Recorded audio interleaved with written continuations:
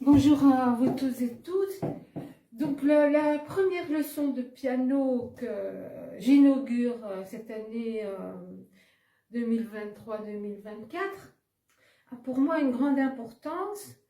Que vous n'ayez jamais touché un clavier ou que vous avez appris puis arrêté et puis vous souhaitez reprendre, c'est la première approche que vous avez avec votre clavier.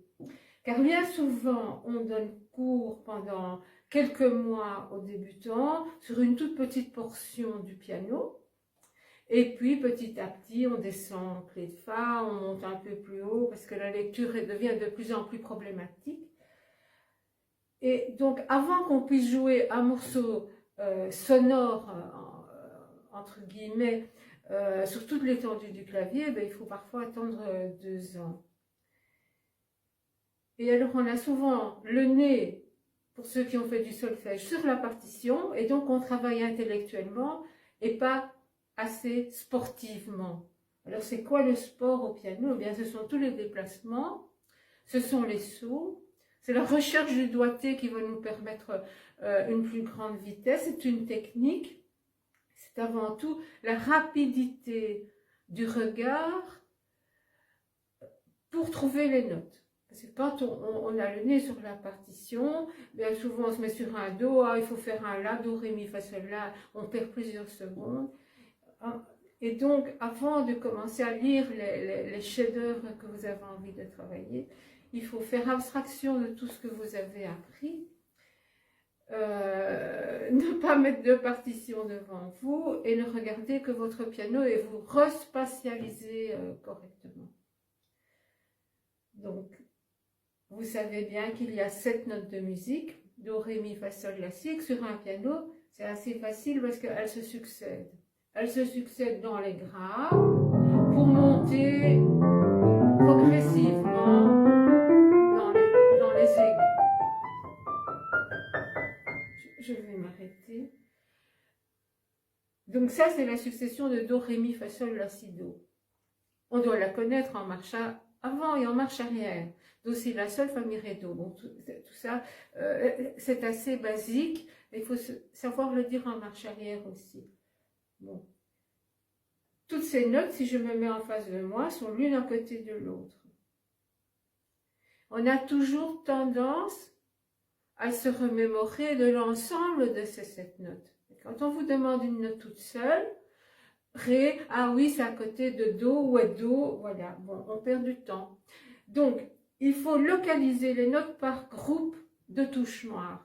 Vous avez une succession de 2 et de 3 touches noires sur un clavier. Je ne parle pas des extrémités, où parfois il y a une touche comme ça, perdue au milieu d'un îlot. Donc, 2, 3, 2, 3, 2, 3. Ce sont mes 2 zones. Dans la première zone, j'ai do, ré, mi. Do à gauche, 2 touches noires, mi à droite. Dans la deuxième zone, qui commence fa, et qui va jusque si, j'ai fa, sol, la, si. Bon, alors, dans mon expérience de cours, la note la plus difficile à trouver pour tous les élèves, c'est le la. Ici, c'est facile, il y a 3 touches. Donc, do, mi, bon, le ré est au milieu, c'est jamais compliqué. Fa, on n'a pas le réflexe suffisant de regarder le début des 3 touches noires pour le trouver. On fait, mentalement, on fait on perd quand même 4 secondes. Donc, ce qui est très important pour vous, c'est de regarder vos touches noires, les mains sur les genoux, et de dire je vais faire un ré, hop, c'est les yeux qui ont repéré les 2 touches noires et qui y ont placé la touche au milieu. Je vais faire un fa, hop, les yeux regardent les 3 touches noires, fa. Je vais faire un si, on regarde à droite des 3 touches noires. Le la est juste en dessous du si, le sol est le grand ami du fa, fa, sol. Donc vous faites des couples comme ça, fa, sol, la, si. Le la, on le trouve le plus facilement par rapport à la touche noire, la dernière des 3 touches noires. On descend légèrement sur la gauche pour trouver le la. D'accord? Après, vous vous faites des petits défis de notes. Je vais faire do, mi, ré, voilà. Toujours remettre la main sur le genou pour ne pas chercher avec le doigt. Toujours les yeux. C'est le principe du jeu de fléchettes, c'est vos yeux regardent d'abord la cible et la fléchette arrive sur la cible. Donc vos yeux regardent la cible et envoient le doigt. J'envoie le 3 sur le trait, voilà. Je m'amuse à aller le plus vite. On travaille un peu la main gauche, hein, pour le droitier, développer le travail à la main gauche, ne le faites pas toujours à la main. Hein. Et donc, facile, la sol, si la, sol la, fa sol, la, si la, sol la, si la, sol la, sol. Voilà, vous vous amusez comme ça, à gauche comme à droite. Bon. Donc ça, c'est la première approche. Et il n'y a rien à faire si l'habitude est ancrée en vous en disant do, sol, do, non, abandonnez ça. Forcez-vous à perdre cette habitude et à regarder par vos touches noires. Bon.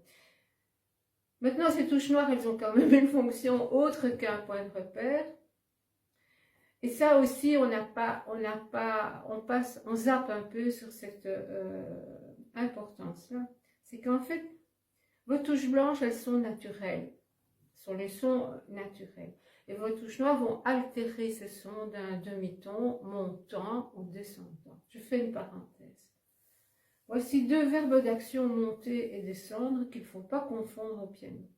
On monte vers l'aigu, on descend vers les basses.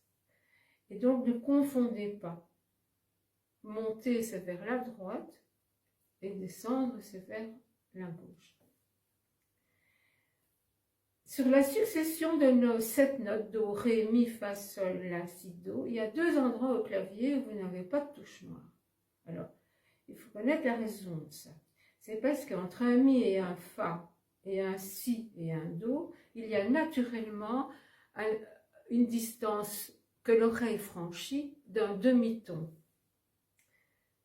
Partout ailleurs, l'oreille franchit de l'une à l'autre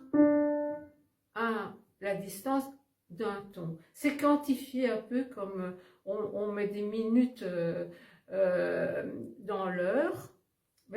Ici, on va dire qu'un ton entier représente 9 commas, C-O-M-A-S. Un demi-ton 4,5. Et donc, quand j'écoute bien et que je sens l'effort que mon oreille fait pour suivre les tons entiers, je me rends compte que sur le fa, il n'y a pas d'effort. On retombe dans un confort à l'écoute, un effort. Tout ça, ce sont des tons entiers de 9 commas. Et là, c'était moins épuisant pour l'oreille. On avait un demi-ton, 4,5. Eh bien, ces touches noires comblent, en fait, les demi-tons qu'on a naturellement ici. Elles les créent. Voilà. C'est très reposant pour l'oreille.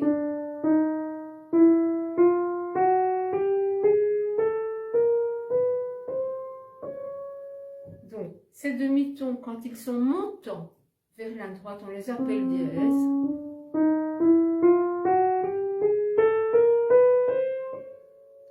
Quand ils sont descendants,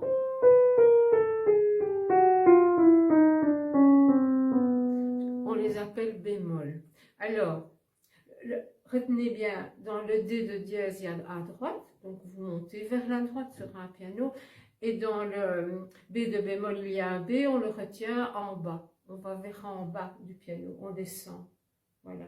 Le dièse fait assez rapidement vers la droite, donne une sensation de bonheur et de joie, tandis que le bémol, il nous met vraiment dans une ambiance de nostalgie. Donc voilà, ça c'est une fonction que vous devez savoir, et surtout bien la localisation. C'est la première approche. Alors, les mains peuvent aller partout au clavier.